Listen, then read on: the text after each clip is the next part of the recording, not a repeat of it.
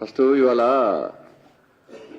చాలా మంది పేపర్ కూడా వచ్చింది ఇవాళ నీళ్ళు ఇవ్వమని చెప్పన్న తాగడానికి నీళ్ళు ఇవ్వమని చెప్పి ఫస్ట్ కేసీఆర్ సార్ ప్రపంచంలో అబద్ధాలకు కేర్ ఆఫ్ అడ్రస్ అంటే గోబెల్స్ ఒక అబద్ధాన్ని పదే పదే ప్రచారం చేసి నిజమని నమ్మించినాడు గోబెల్స్ ఆ గోబెల్స్ మించినాడు కేసీఆర్ వారి అంతకుముందు ఎవరు ఎలక్షన్ టైంలో ఎన్నికల టైంలో మన పాలన మనకు రావాలి ఇప్పటికీ గుక్కరు నీళ్ళు తాగడానికి చౌరస్తాలో ఓదొస్తుంది పక్క ఊర్లో ఓదొస్తుంది చెరువుల కాడికి బోర్ల కాడికి ఓవాల్సి వస్తున్నది మన పాలన మనకు వస్తే నీళ్లు తాగడానికి నీళ్ళు వస్తాయని చెప్పి అన్నాడు వ్యవసాయ పక్క తాగడానికి నీళ్ళు వస్తాయని చెప్పి అన్నాడు కనీసము సమ్మర్ వచ్చింది తాగడానికి నీళ్ళు ప్రజలకు కనీసం బోర్లు రిపేర్ చేస్తలేవు ఇంటింటికి నీళ్ళు అన్నాడు మిషన్ భగీరథ అని చెప్పి మేము గతంలో మాట్లాడితే మా కిషన్ రెడ్డి గారు మాట్లాడితే వీళ్ళందరూ సోషల్ మీడియా ఉల్టా పెట్టారు రిపోర్ట్ ఇస్తాడు రిపోర్ట్ కేంద్ర ప్రభుత్వం రిపోర్ట్ ఇవ్వండి మొత్తం పక్క దొంగ రిపోర్ట్ ఇస్తారు వాళ్ళు గుర్తించినాక అప్పుడు సారీ అంటాడు అన్నట్టు ఆయన వాళ్ళ మిషన్ భగీరథ పేరుతోని దాదాపు 40,000 కోట్లు ఖర్చు పెట్టాడు మిషన్ భగీరథ ఈ 40,000 కోట్లు ఖర్చు పెట్టి ఇంటికి మిషన్ భగీరథ పేరుతో నీళ్ళు ఇచ్చినట్టు రాష్ట్ర ముఖ్యమంత్రి వాళ్ళ కేంద్ర ప్రభుత్వం జల్ మిషన్ కింద అన్ని రాష్ట్రాల్లో ఇంటింటికి నల్ల కనెక్షన్ ఇచ్చారు ఎక్కడైతే జల్ జీవన్ మిషన్ మనం ఆయా రాష్ట్రాలు వాడుకున్నాయో అక్కడ రాష్ట్రాల్లో ఇంటింటికి నల్ల కనెక్షన్ వచ్చి నీళ్లు వస్తున్నాయి ఇక్కడ అది ఒక్క ఇంటి కనెక్షన్ కు 16,000 రూపాయలు ఖర్చు కేంద్ర ప్రభుత్వం చేసేది ఒక్క ఇంటికి ఒక్క నల్ల కనెక్షన్ కు జల్ జీవన్ మిషన్ కింద 16,000 రూపాయలు తెలంగాణ రాష్ట్రంలో ఒక్క ఇంటికి నల్ల కనెక్షన్ కు 40,000 రూపాయలు ఒక్క ఇంటికి మిషన్ భగీరథ పెడుతుంది ఇంటి పెద్ద స్థానం చూడండి ఇప్పుడు నీళ్ళు వస్తున్నాయంటే నీళ్ళు వస్తలేవు పైపుల కాడ నల్లలు ఉన్నాయి నల్లలు కూడా పైపుల నల్ల కూడా నీళ్లు రావు ఇప్పటికీ నీళ్ల కోసం చచ్చిపోతున్న జనం అంటే ఏమన్నాడు ఎన్నికల ముందు నేను ఇంటికి నల్ల కనెక్షన్ ఇస్తేనే ఓట్లు అడుగుతాను లేకుంటే ఓట్లకు రాను అన్నాడు ఇవాళ చెప్పండి రాష్ట్ర ముఖ్యమంత్రి నేను ప్రజా సంగ్రామాలు చేస్తుంటే అనేక ప్రాంతాల్లో చాలా ప్రజలు వచ్చి నీళ్లు వస్తారు తాగడానికి నీళ్ళు వస్తారు వ్యవసాయ తాగడానికి నీళ్లు వస్తారని మొత్తుకున్నారు అనేక సందర్భాల్లో ఆదరణలతో సహా మేము అక్కడికి ఛాలెంజ్ చేసినాం దాని గురించి ఫస్ట్ మాట్లాడమని నీళ్లు టీఎస్పీఎస్ ఇది ఇంతకుముందు తరుణ్ జీ వారు చెప్పినట్టు టీఎస్పీఎస్ ఇది 30 లక్షల మంది యువత భవిష్యత్తు సంబంధించింది ఇంతవరకు రాష్ట్ర ముఖ్యమంత్రి ఎందుకు స్పందిస్తలేడు రాష్ట్ర ముఖ్యమంత్రి స్పందించకపోవడానికి కారణమైంది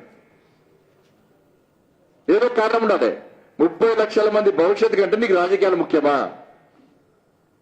భారతీయ జనతా పార్టీ వరంగల్ గడ్డ మీద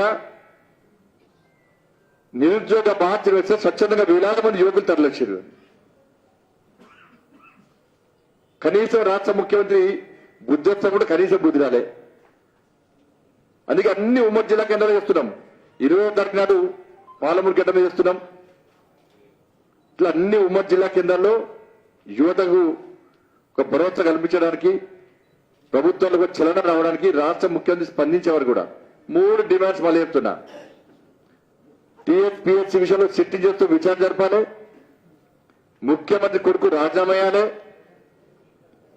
నష్టపోయిన యువతకంతా కూడా ₹1,00,000 భృతి ఇవ్వాలి ఈ 3 డిమాండ్స్ తో ఇంకా ఆందోళన ఉధృతం చేస్తాం వెనుకపోయే ప్రసక్తి లేదు సిట్ మీద మాకు నమ్మకం లేదు సిట్టింగ్ జడ్జి మీద మాత్రమే మాకు నమ్మకం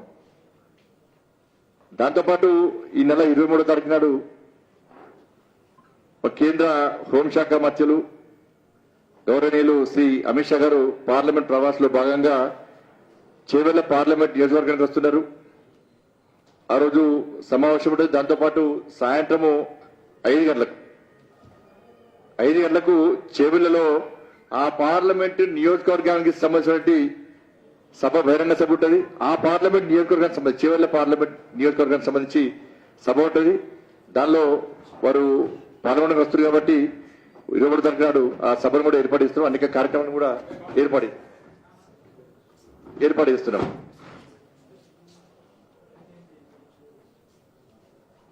అదేవిధంగా ఇప్పటివరకు బాన్స్వాడ నియోజకవర్గంలో అక్కడ కష్టపడి పనిచేస్తున్న మా మల్లారెడ్డి గారి యొక్క ఆధ్వర్యంలో వాళ్ళ నేతృత్వంలో మా జిల్లా అధ్యక్షులు శ్రీ బసవ లక్ష్మీనరసింహ గారి యొక్క ఆధ్వర్యంలో ఈరోజు భారతీయ జనతా పార్టీలో చేరినటువంటి కార్యకర్తలకు నాయకులందరూ ఇతర పార్టీ కార్యకర్తలకు నాయకులందరూ కూడా హృదయపూర్వక స్వాగతం పలుకుతూ తెలంగాణ రాష్ట్రంలో ఏ విధంగా కుటుంబ పాలన కొనసాగుతుందో బాన్స్ వాళ్ళను కూడా అదే కుటుంబ పాలన.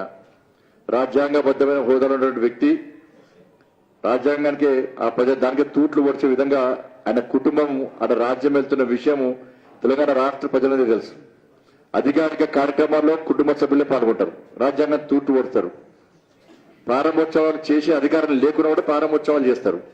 అధికారిక కార్యక్రమమైనా అనధికారిక కార్యక్రమమైనా పైసలు వచ్చేదల్లా వాళ్ళకి అన్నింటికి వాటా కావాలి. కమిషన్ల దందా. గతంలో స్టేషనరీ కుంభకోణంలో అడ్డంగా దొరికి క్యాబినెట్ నుంచి భర్త పేరు వ్యక్తికి ఇటువంటి ఇస్తే కట్టమంటే పరిస్థితి. కాబట్టి ఆయన ప్రజలు కూడా పూర్తి వ్యతిరేకత ఉంది. రాష్ట్రంలో కుటుంబ పాలన మీద ఏ విధంగా వ్యతిరేకత ఉందో బాన్స్ వాళ్ళ కూడా కుటుంబ పాలన మీద పూర్తి ప్రజలు వ్యతిరేకత ఉన్నారు. అందరూ భారతీయ జనతా పార్టీ చూస్తున్నారు కాబట్టి ఇంత పెద్ద సంఖ్యలో ఈరోజు నాయకులు కార్యకర్తలు కూడా భారతీయ జనతా పార్టీ జెండాన్ని స్వాగతిస్తూ తప్పకుండా వారి లక్ష్యం కోసం మీ ఆశయం కోసం భారతీయ జనతా పార్టీ చేరినో అందరూ కలిసికట్టుగా ఆ లక్ష్యాన్ని నెరవేర్చే విధంగా ముందుకు పోతా ఉంటాం.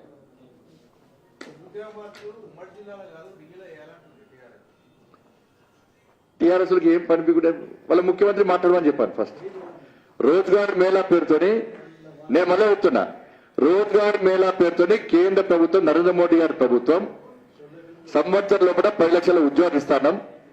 ఇప్పటి దాదాపు 1,75,000 2 లక్షల దాకా ఉద్యోగాలు ఇచ్చినాం. మేము కేంద్ర ప్రభుత్వం ఉద్యోగాలు ఇచ్చినాం, రిక్రూట్మెంట్ ఆర్డర్స్ ఇచ్చినాం, మేము అపార్ట్మెంట్ ఆర్డర్స్ ఇచ్చాం, తెలంగాణలో కూడా ఇచ్చాం సభ ఏర్పాటు చేసి.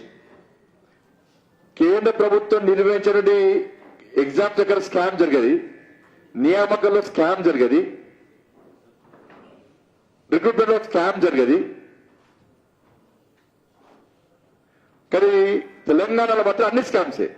నోటిఫికేషన్లు ఇస్తే స్కామే, ఫస్ట్ ఎగ్జామ్స్ నిర్వహిస్తే స్కామే, నోటిఫికేషన్లలో స్కామే, ఉద్యోగాలు ఇవ్వడంలో స్కామే, మొత్తం స్కామ్లే. మరి దాని మీద కొంచెం సమాధానం చెప్పాలి. ఇంటికో ఉద్యోగం ఇస్తాడు, ఏమైంది అడగాలి, పోయి కేసీఆర్ గారు అడగాలి, ఇంటికో ఉద్యోగం ఇస్తాడు, నిరుద్యోగం గుర్తిస్తాడు అడగాలి. టీఎస్పీఎస్సీ స్కామ్ జరిగిందా జరగలేదా, ముఖ్యమంత్రి ఎందుకు స్పందిస్తలేడు?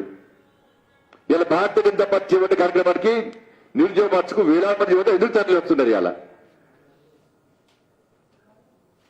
దాని మీద టీఆర్ఎస్ పార్టీ ఆలోచించారు.